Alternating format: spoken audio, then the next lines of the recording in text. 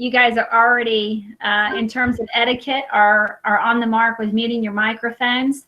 Diane and I will monitor the chat, but Anna's going to have some time at the end where she will take over the chat and hopefully have some time to answer some questions. So I am excited that you've joined us today. This is our 4th session of our Healthy Selfishness series.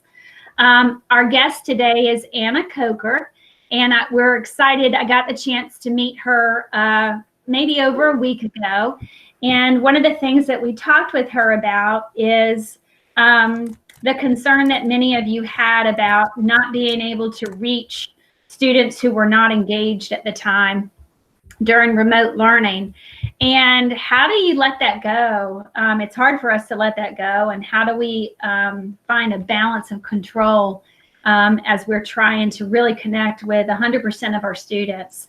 I am most excited to hear what Anna is going to say, but I'm going to turn this over for a more formal introduction from Diane.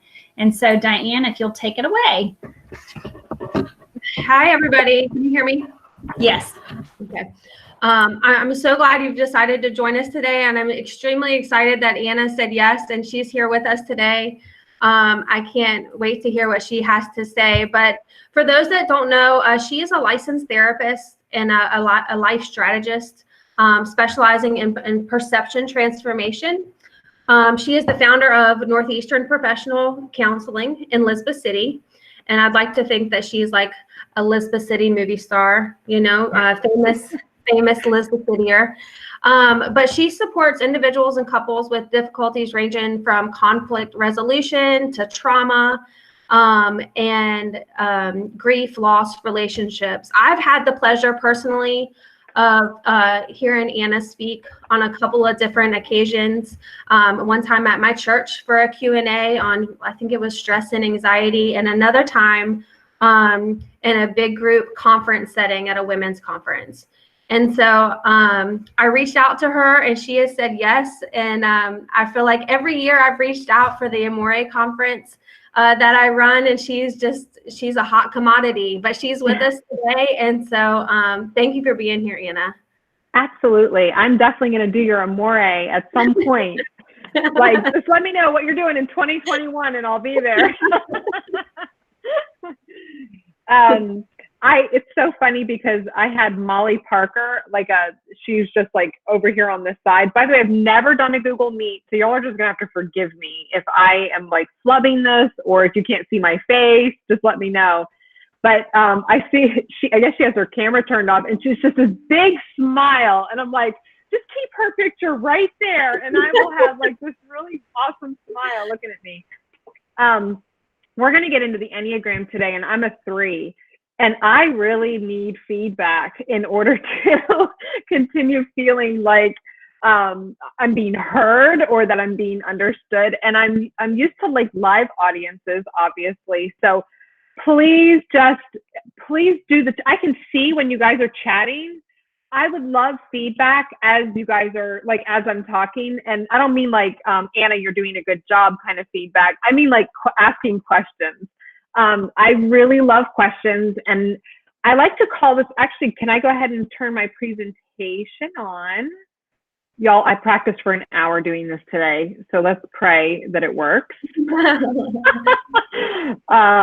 Let's see, if I do that, and then I do that, and then I do this, enter full screen mode. Okay, can you see it? Yes. Yay! I did it right. All right, so if I do this, does it go to the next screen? Yes. Yes. Okay, you guys, I did it. My practice worked. Okay, so also as a 3, I tend to fly by the seat of my pants because I don't know, I get more nervous when I prepare. And so it's interesting because I accidentally intruded on Diane's meeting today because I was not flying by the seat of my pants. And that really worked out well for me there. So anyway, all of that to say, please ask questions as we go along. I'm going to take this off. Now I'm getting warm because I really love this to be more of a discussion than a presentation. I don't have anything to present if I don't know what you guys need. And I have a little bit of an understanding of what you need with respect to feeling sort of out of control with being a teacher. As a teacher, you feel your duty is to educate children. And if you feel that they're not engaging or that they don't have the parental guidance in order to get online and be engaged, it can feel really demotivating for you as a teacher to want to even continue. And it can feel really disheartening that the children aren't getting what they need. So as the title says, let go or be dragged. I'm really going to talk a lot today about the idea of identifying what is yours to hold on to. I think it's really important that we recognize there are going to be things that are completely out of our control. As teachers, your job is literally to have control of a classroom. And you don't have that. You're on a computer screen like all of us, sitting in your pajamas. If there's one thing this quarantine has shown me, it's that I do not have enough pajamas, like anybody else with me. So yes, I am. So all of that to say, oh, thank you, Leanne. Yay, the chat is working. And what I also like is it's live, like you guys are commenting live, where if you're doing a Facebook thing, it's like a 30-second delay. So it's like people will respond and I'm like, what are you talking about? Did I talk about that? So we're going to really delve into what is in our realm of control. And what we're also going to talk, like I said, I like to call it a discussion. And I really want some feedback. So let's see. We're going to talk about the Enneagram today. And y'all, the reality is I've been using the Enneagram for 5 years in my therapy practice, and I've studied it and I work with people on it and all of those things. And I really feel like I am just skimming the surface of the Enneagram. So I want you to understand that as we talk about it today, it's just really more of a generalization to support everything else I'm going to talk about. But the Enneagram is something that I highly, highly, highly, highly encourage you to continue reading about, listening to podcasts about. You know, there's lots of, Instagram accounts on the Enneagram. And the reason why I love it so much is it really, really gives context to why you behave the way you behave, why you feel the way you feel, and why you're motivated to make certain decisions. A quarantine really starts to bring out sides of our personalities that maybe we don't like so much. We can also start to feel like we're a little lulu, a little bit crazy. And the Enneagram really just helps you understand why you're feeling those things or why you're thinking the things that you are. I promise none of y'all are crazy unless you're a 3. You can be a little nuts. I like to make fun of my number because we are just like all out. We're all out there. We're vulnerable. We like the world to see us, but we also then flub and flop and flail in front of everyone as well. To people like 1s and 8s and 6s, we are crazy. And I'm married to an 8. So that's been an interesting 13 years, but we're getting it now. We're starting to get there. So we're going to talk about personality. We're also going to talk about getting in charge so that you can lose the control. And that's going to make a little more sense when I start talking about it. And then we're going to talk about feelings. Aren't you excited to talk about feelings?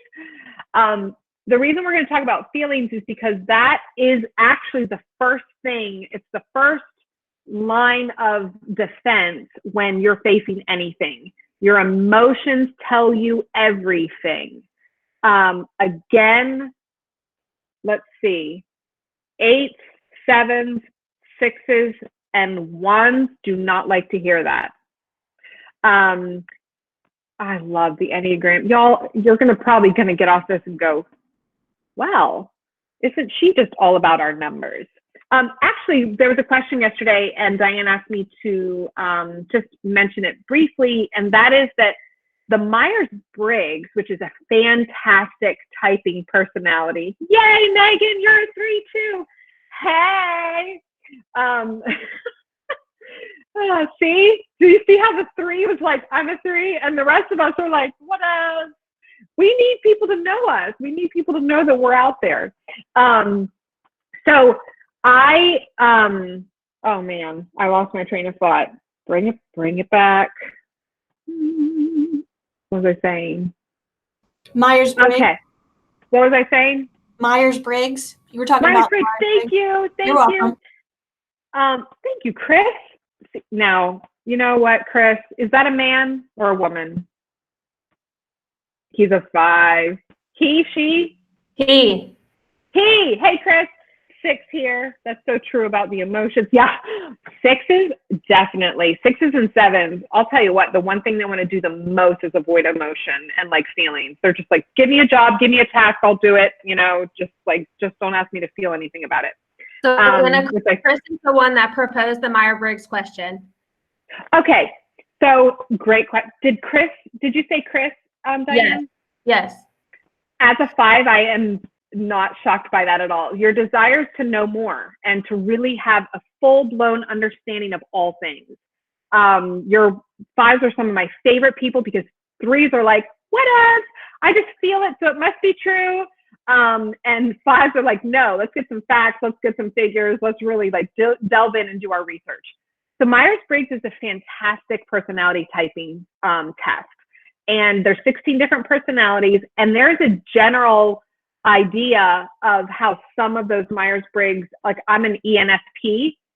I'm with you, Chris. I'm a 5 too. Hey, Sandra. Oh man, I probably should stop reading unless there's a question because I'm getting sidetracked. Hey, 9, keeping us all at peace. So I'm an ENFP, and I find a lot that 2s and 3s are ENFPs. ENFP, ENFJ. I find that 5s a lot are ESTJs or EST or ISTJ or ISTP because they are more introspective.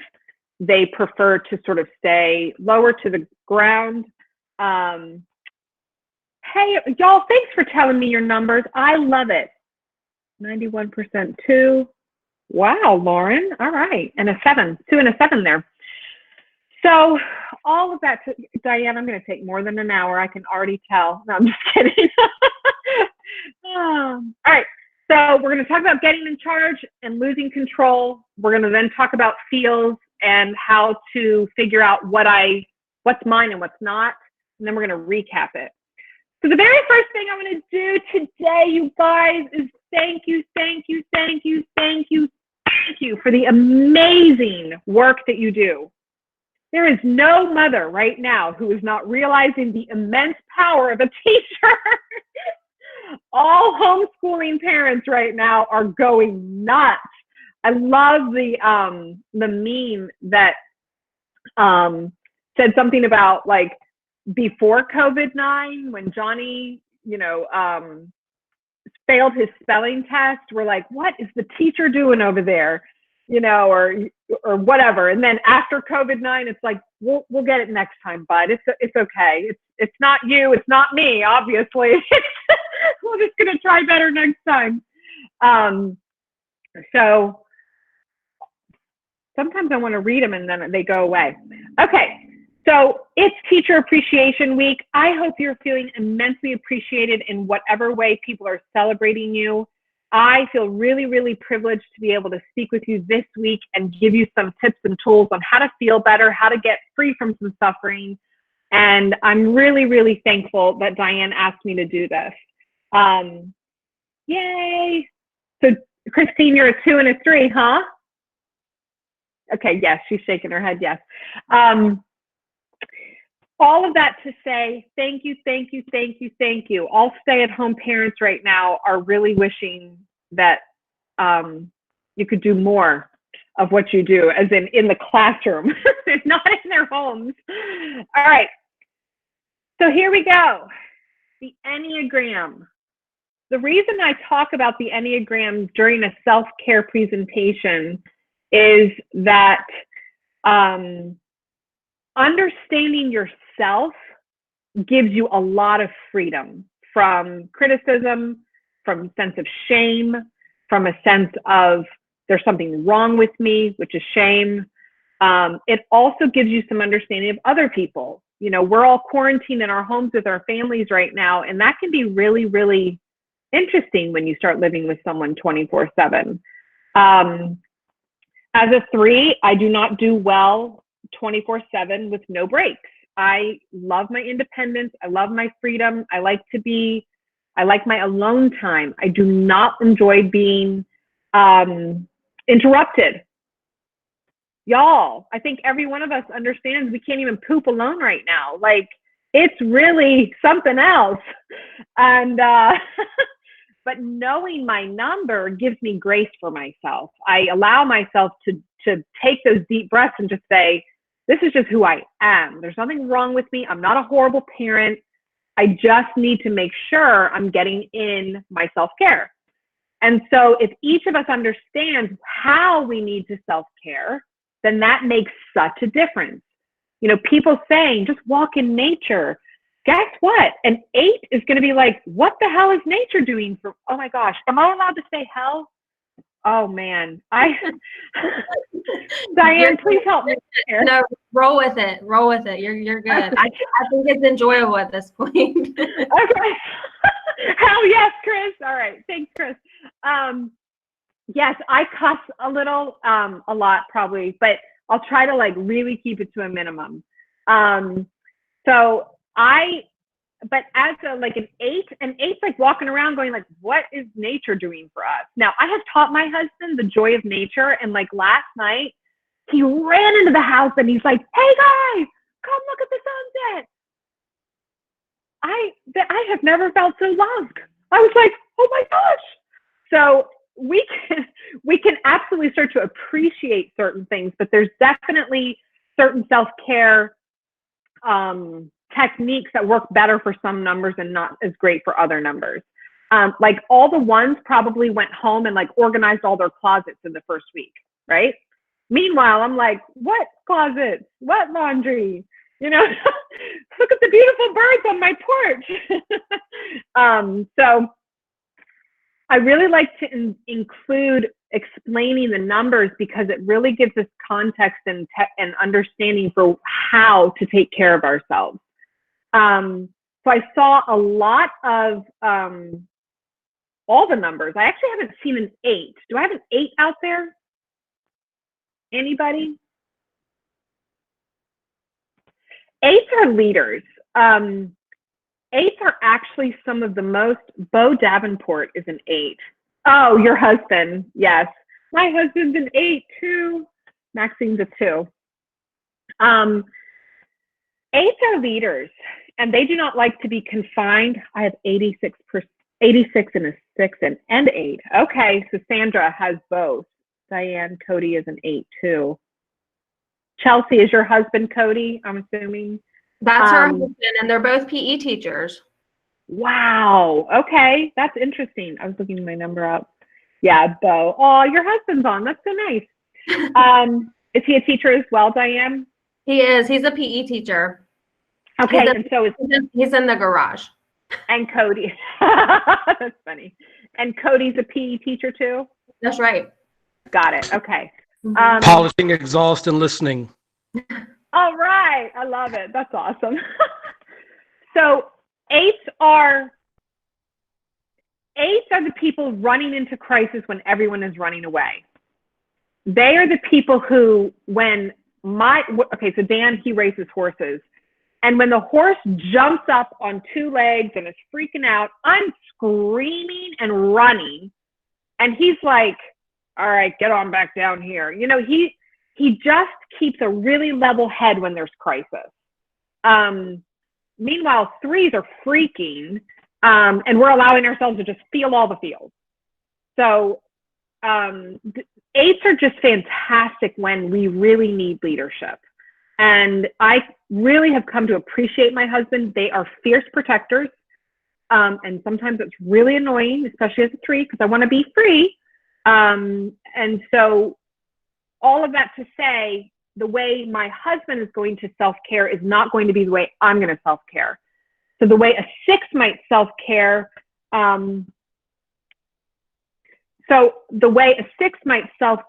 is to create a safe space for themselves in whatever way that looks like. The way 1 might self-care, like I said, might be organizing, creating new systems, making their home more fluid. The way a 2 might self-care is to help everybody do those things. They just help. They're amazing. I love 2s. The way a 3 needs to self-care is to be alone, to get alone time, to rejuvenate, to feel like they are accomplishing something. For me, I write, I do videos, I blog, all those sorts of things. The way a 4 self-cares is they probably are doing something super creative. Hey, Tiffany, I just said 4. The way 4 self-care is they like to be creative and they like to do something different and unique. They are not going to quarantine like anyone else. They're going to be totally different. The way a 5 self-cares is they probably are doing a lot of reading, studying, researching. Can you please tell my wife and kids I need time alone? Yes, Daniel. Just Danielle or Daniel? Sorry. I read that wrong, I think. It's Danny. Danny. Haha, Danny. Is that a boy or girl? Sorry, guys. That's a man. Man. Hey, Danny. My husband's name is Dan. So, yes, I will tell them. Or this is being recorded, right? Get them to watch it. All right. So, yes, Catherine. So 5 reading. 5s love reading. They love just, and it's not necessarily always like novel reading. It's like reading about the lives of people and reading about, the history of pandemics. And they really just like to be informed. 6s create safe spaces. They kind of are just always looking for someone to guide them and give them kind of what should I do right now? And they'll do it. 7s are the people going nuts right now. They love fun. They love fun. They love fun. They love fun. They like to be spontaneous. They like to do things different. They don't like being still. Yes, Lauren, she's losing her mind, she said. They enjoy spontaneity and they like to have different adventures and experiences. So they're the ones going probably more crazy than all of us. And they don't want to feel that. So they're doing everything they can do to avoid feeling that. 8s, like I said, 8s are not staying home. You know that? They're actually out doing whatever the hell they want to do, because 8s are not going to be told what to do. So they're going to be out doing whatever in the world they want to do, and they might try to do it as safely as possible, but maybe not. And 9s, well, they're just trying to figure out how to make sure that everyone is okay and feeling good and feeling fine. They really are mediators. So I have a little funny thing. Let me see if I can pull it up really quick. This is sort of how the Enneagrams are going to respond. 1s, oops, no, I don't want to do that. 1s, if we all just do the right thing, we can get back to normal. Obviously, someone wasn't doing their job correctly, and that's how we all got into this mess. That's what a 1 would say. A 2, if we would all just pitch in and do our part, we'll be fine. But first, could someone please tell me how much they appreciate all of my help? Number 3, I don't know what this was. This COVID thing has inspired a new business. I'm going to be rich. Wait, did I say that out loud?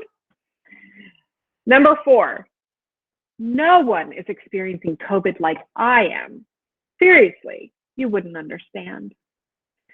Number 5, my research shows me this pandemic is either a total conspiracy or it's the end of the world. I'll get back to you when I know for sure. Number 6, We're all going to die.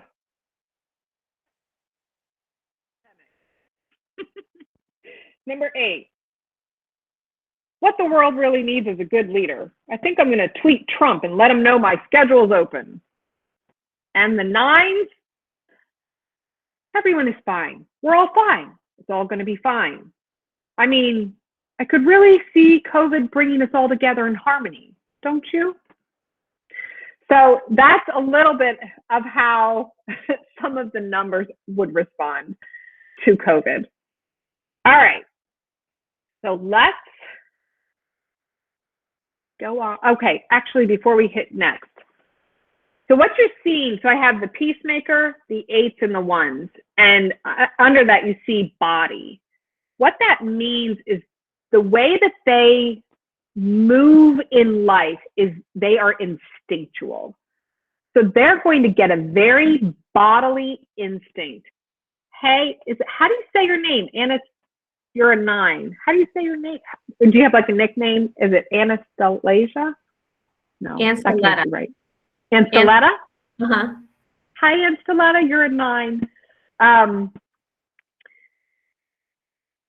Yes, like, oh, I love 9s. Y'all, my dad is a 9. They are probably my favorite humans.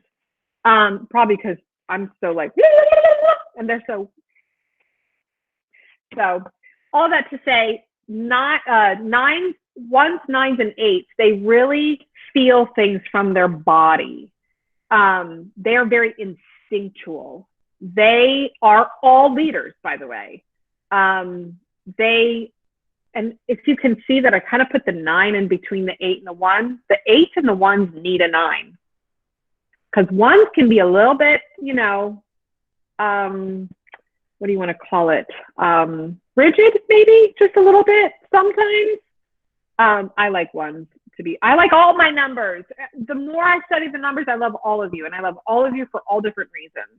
But 1s really can annoy 3s because, again, we're so fly by the seat of our pants, and 1s are like, if you could just do step 1, then we could get to step 2, then we could actually get something accomplished. And so I really appreciate all of it. But either way, 9s are kind of in the middle, and they are really the peacemaker. And they are leaders in that way. If you have ever seen, like, who is it called? What's his name? The guy who like was in jail forever. And then he got out and he led, is it South Africa or Africa to peace? Nelson Mandela? Yes, thank you, Nelson Mandela. He's a 9. The way 9s lead is through, thank you, Lawanda. The way that 9s lead is through connection. And I absolutely love 9s in that way. Leaders, 8s,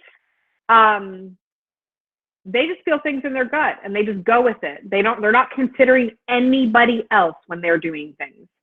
And it's really because of the fact that they just feel it and they do it. They feel it in their gut and they do it. But 2s, 3s, and 4s, they are heart-centered. They're all about the feels. Can you tell? We really are all about how people and us feel. We move from our feelings. So sometimes we can seem really irrational. Sometimes we can seem irrational. We're not really irrational, right, Diane? Like we're not irrational. No, definitely not. Definitely not. We know exactly what we're doing, and we know, and we should just never be questioned. Oh boy. And then the 7s, 5s, 6s, and 7s, they are head. So they are really our thinkers. They are our philosophers. They are our teachers. A lot of teachers are 6s. They are the ones who are more rational about the way they approach life. Even 7s being so spontaneous, there is a good, Bo. You never question Diane. Oh, how do I know that that is not true? I love it. That is awesome.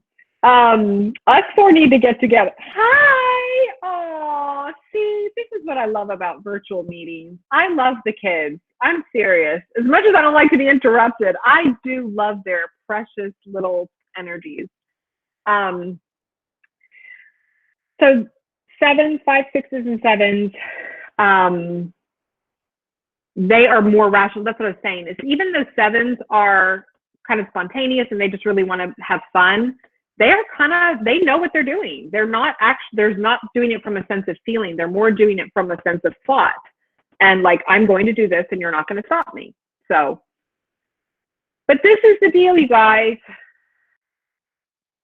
With that said, a pandemic can bring up feelings, emotions, problems. Tell my husband, my one husband, that, oh, Lauren. A pandemic can really bring up feelings in ways we have never felt. I mean, I know that probably since the beginning of the 19th century, I guess 1918 was the last time they had like a major pandemic, and they were quarantined, and they had the whole, like, you know, no more than 10 people in a gathering, social distancing, all that kind of stuff. By the way, I like to call it physical distancing, not social distancing, because I would prefer to be really social and just physically distance myself from people. It's just a reframe in the head. Again, perception transformation. But you've got to deal with these feelings. You have to deal. All right, Nicole. Yeah, I'm with you. Physical distancing. You have to deal when you feel, or you will not heal. When you feel something, it's going to be in your body, and it's going to hang in your body until you deal with it. Now, another thing about the Enneagram is that there are 9 numbers. Then there are all 9 numbers when they're unhealthy, when they're healthy, and when they're like super healthy. I think they call it low, average, and high functioning, you know. And so all the numbers can look like 3 totally different people. So an unhealthy 3, super narcissistic, super makes everything about themselves, super overly emotional, irrational, all of that kind of thing. All the way to a healthy 3, which is just very much a motivator and somebody that people admire, and they're very accomplished, and they're just really, people love higher functioning 3s. And this is the deal. In one day, your number, we all are unhealthy or low, average, and high functioning. All of us are. There are moments when I'm a total wreck, and then an hour later, I'm totally high functioning. So just understand that you're going to go through cycles of lower, average, and high functioning, even in just one day. So you're not crazy. The continuum of the levels of development. Yes, Chris, thank you so much for that very neat description. That's a 5 for you. Exactly.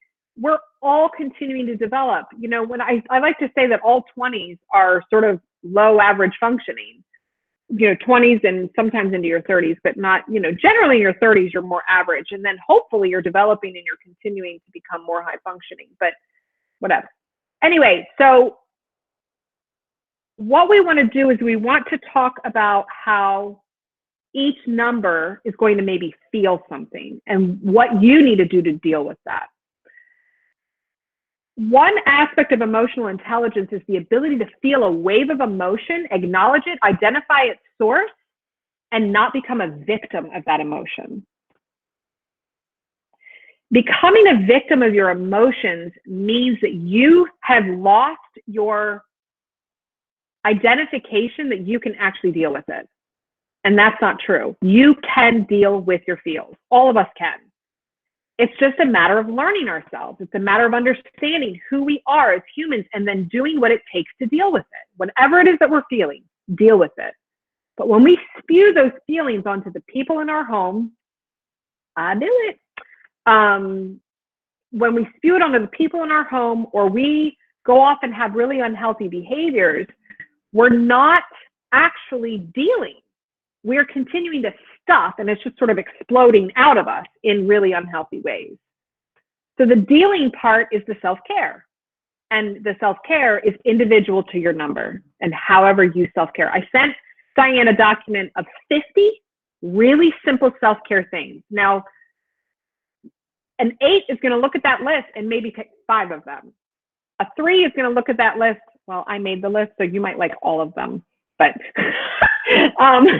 but you know, a 6 is going to look at the list and pick like, you know, 15 or 20 that they might do.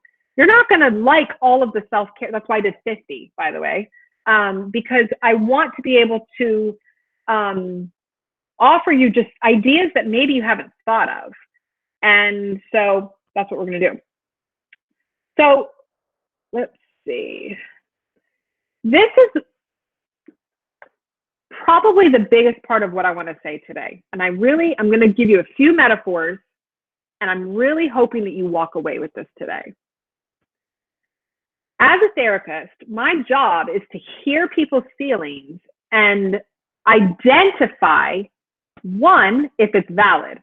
Now, I know that some of you are going, all feelings are valid. If I'm feeling it, you're right. I'm a human being. I'm feeling it, and it's valid. But it may not be necessary. What I mean by that is we may have attached ourselves to things that are not necessary for us to attach to. So, as an example, I lost my train of thought. Y'all, I'm too ADHD to be doing this virtually. Oh boy. Okay. Here's an example. My son's room. I don't know. If y'all have kids, I think that unless you're a 1, you probably have some like amazing organization, like way of keeping everything organized. I don't know. But my son's room drives me absolutely batty. But what I've done is I have decided that it's none of my business. And so the feeling of frustration that I was having, yes, it's valid, but do I need to have it? I want to be able to let go of what's not mine. So you guys have all of these kids, right, who you're trying to teach. And I'm not sure, am I talking to high school teachers? There's a whole conversation going on down there that I feel like I should have been a part of because someone said shit. And I'm like, yeah, what should I be listening to? I think she meant shut the door, but she accidentally said shit. And then she's my kind of girl. I love it. All right. So these are K-12 teachers, counselors, everything in between. Fantastic. Okay. So you guys are dealing with either a class of 20, 30 from, you know, elementary all the way up to high school you can be dealing with 50, 60 kids, correct? Am I right about that? Yeah. So depending on your class size, whatever, you're either going to have, by the way, yes, shut the door, which is what I do. Whoever said that, I now shut the door. But depending on who you're dealing with, high schoolers can tend to be a little bit more self-motivated and a little bit more, you know, they can do things necessarily without always parental guidance, but they also can tend to just start to make their own decisions to decide they're just not going to do it. So that's the other side of that. Little children, oh Lord, I'll ask for forgiveness twice. So the little children, they are more being parentally guided. But some parents are still having to work full time. And it's really hard. So all of that to say, once the governor basically said when they left school, it's pass or fail, you know, if they were passing when they left, they're good. And if they were fail when they left, they have to stay behind. It kind of dropped that motivation for anybody to do all their work. And that can feel really frustrating, and it can get out of control for you. You know, it can feel like you're out of control. But the deal is that we have got to recognize what we can be in charge of and what we're in control of. And the answer is there is no control. You're not in control of anything. None of us are. And so I like to use two metaphors to explain this. Imagine that you live in a fourplex. I don't know, what would that be, a quadplex? I don't really know what the proper word would be for that. And so you've got 4 houses all next to each other, but they're all connected, right? And so you walk in the door to the house into one of the fourplex, and there is a huge mess.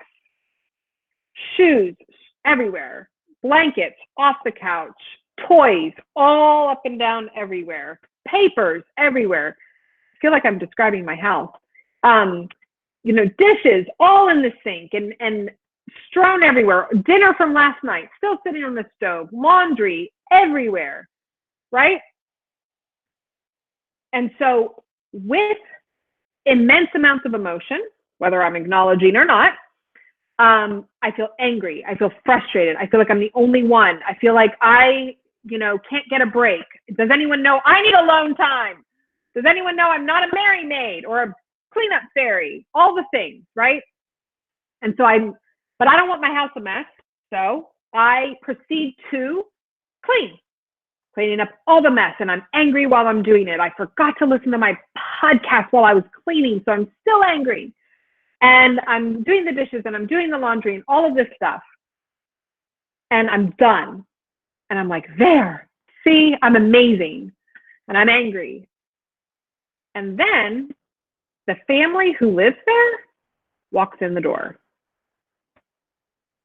That is what it looks like to try to control what is not yours. Just because it is connected to you doesn't mean it is yours to control. Someone else's home is not your business. As much as it feels like it's my business, they're connected to me. We spend so much time giving energy to what is not ours that once we get to what's ours, we have nothing left. We live in survival mode.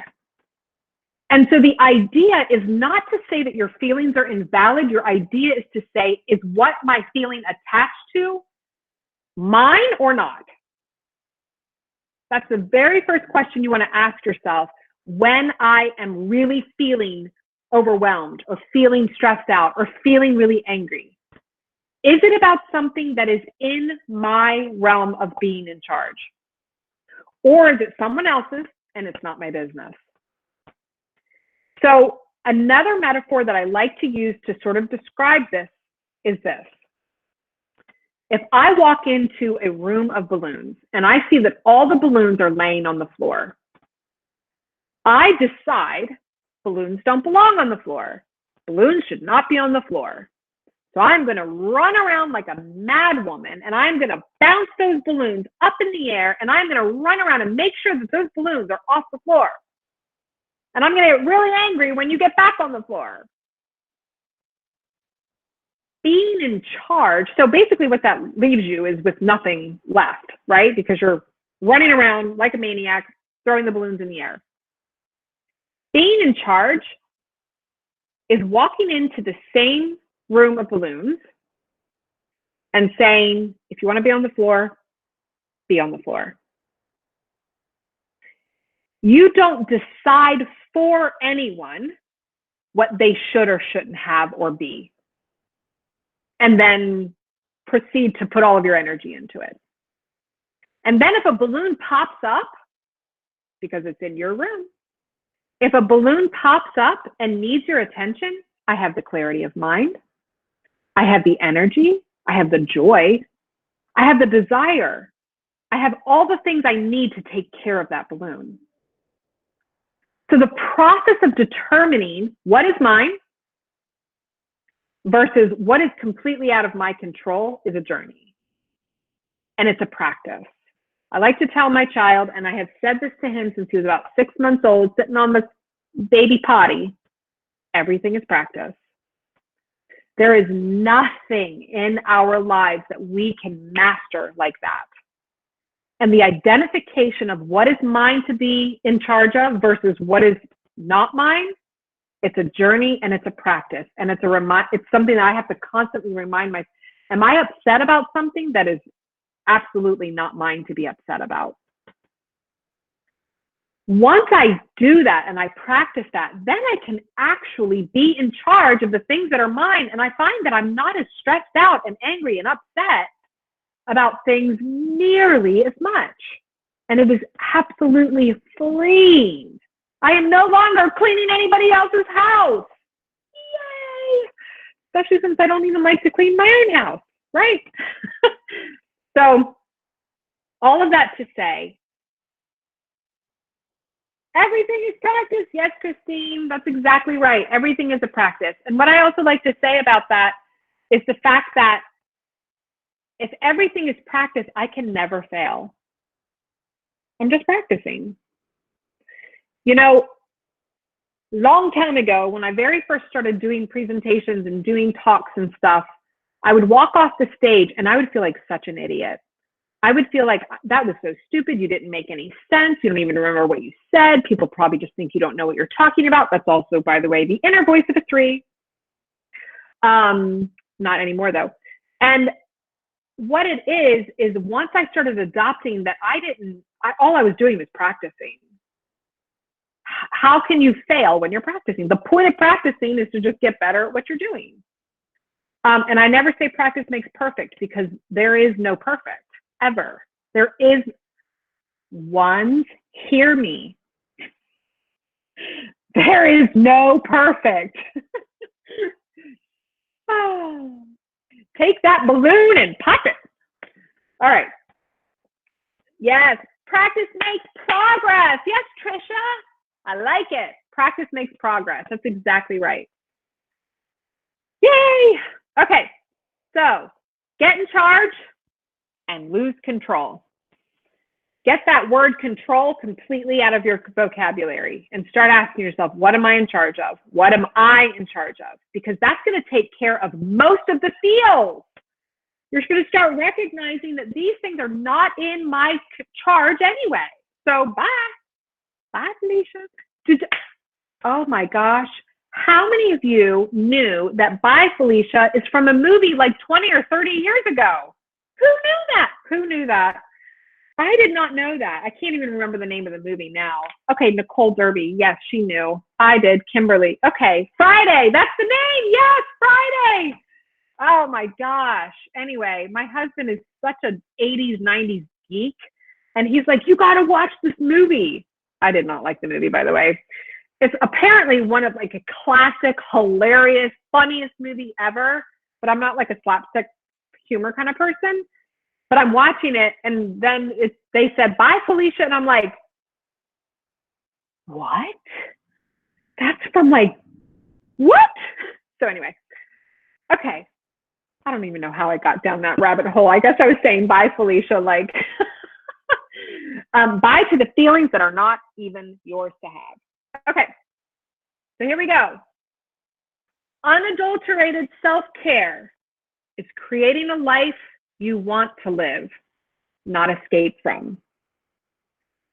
Once you recognize this is my personality, this is what my personality needs and how I need to be cared for by self, and the fact that there's like 80% of the feelings I was dealing with that aren't even mine, then I can actually start practicing, everything is practice, self-care.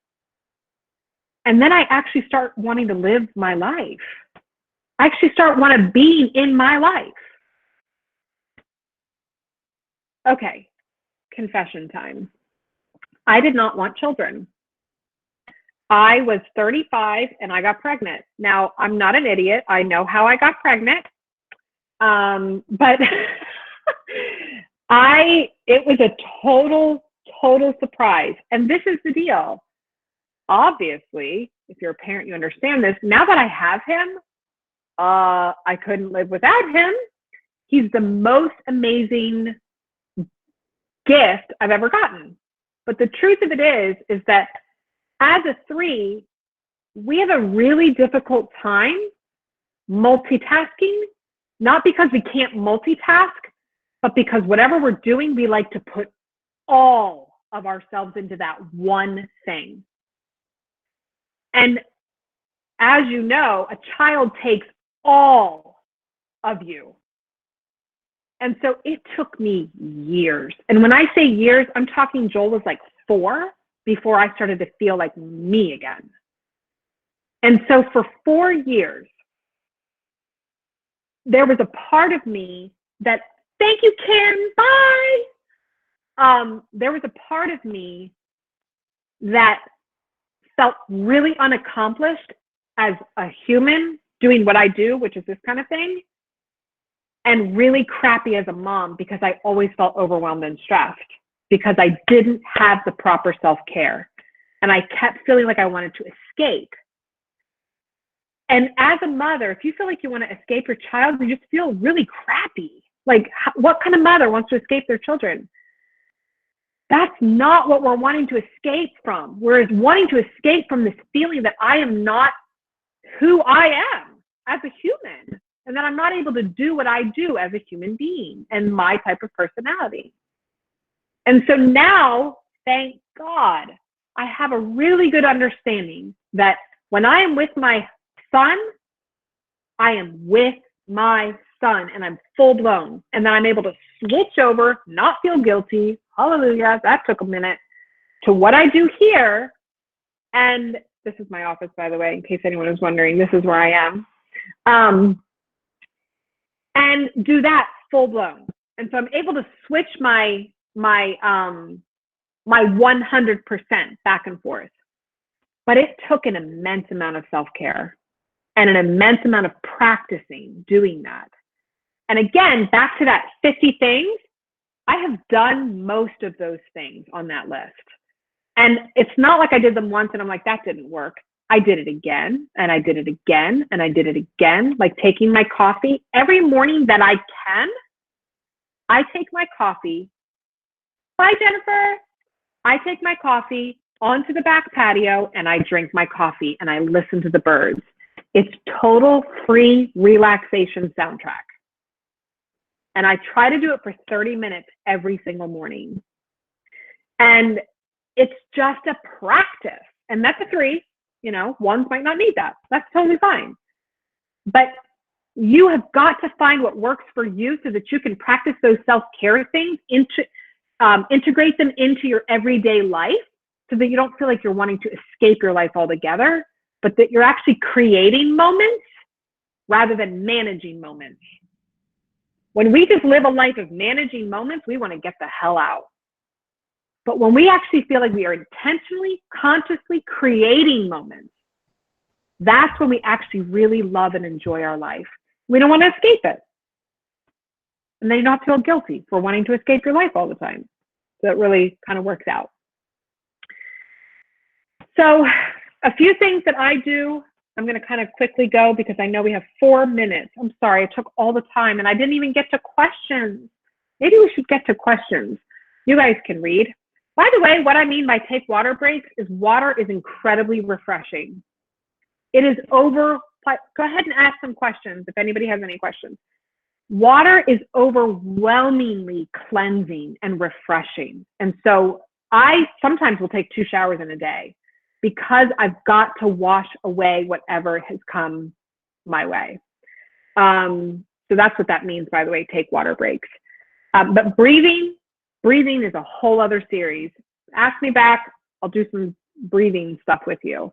Journaling is like therapy. It's amazing because you're getting a objective perspective of your own thoughts because they're on paper, and you actually can work out a lot of stuff just by writing it down.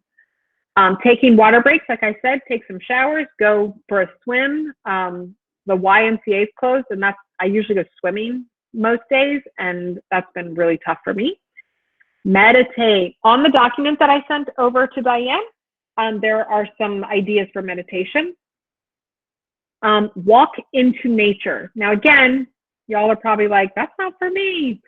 I didn't used to think it was for me either, but there is like this really awesome Zen teacher out there. I don't remember who said this. He said, if you can't be in nature for 15 minutes, you need an hour.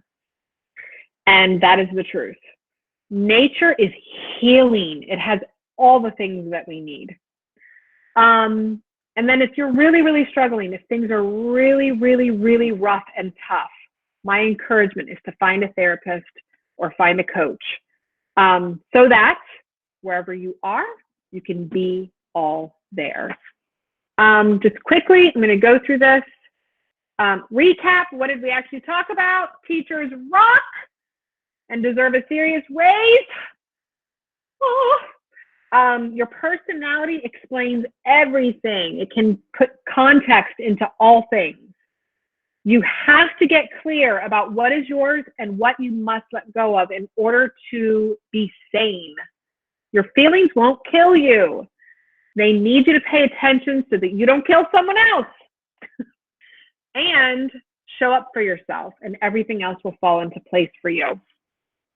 I don't know, I'm pretty sure Diane mentioned this. I own Northeastern Professional Counseling. I have a therapist who is a trauma specialist. She's amazing with trauma. And then I have Trudy Burgess, who is a relationship therapist. She's been one for 26 years. We call her the relationship whisperer. So if you guys are needing any kind of therapy, we are here. And I guess I should have put my contact information, but I didn't. If you're on social media, you can find me on Facebook at Anna L. Coker or at Northeastern PC, and on Instagram, Anna __ welcome Jacqueline _ Coker, and I'm about to start a new thing called the _ Enneagrams, and it's just to be fun and educational. So that is that. Thank you, Diane, for having me, and thank you all so much for being here. Thank you, guys. Thank you. Thank you. Thank you so much. Thank you, Anna, for being with us. Definitely. Absolutely. I think you've inspired some people to either take the Enneagram survey if they haven't, or look more into their number to see how, they respond. I have your list that you sent me, and I shared it with our tech specialist, and I think she will share it out after today's meeting. Wonderful. That's awesome. Everybody will have a copy of that. Absolutely good. I hope that everyone got something from today's talk, and I really appreciate you inviting me. Thank you. Yeah. Thank you. I'm glad you said yes. Yay. Okay. All right. Well, y'all have a fantastic day. Yeah. Thank you, Anna. Have a good day. Thank you, Anna. Definitely. You too. Bye. Bye.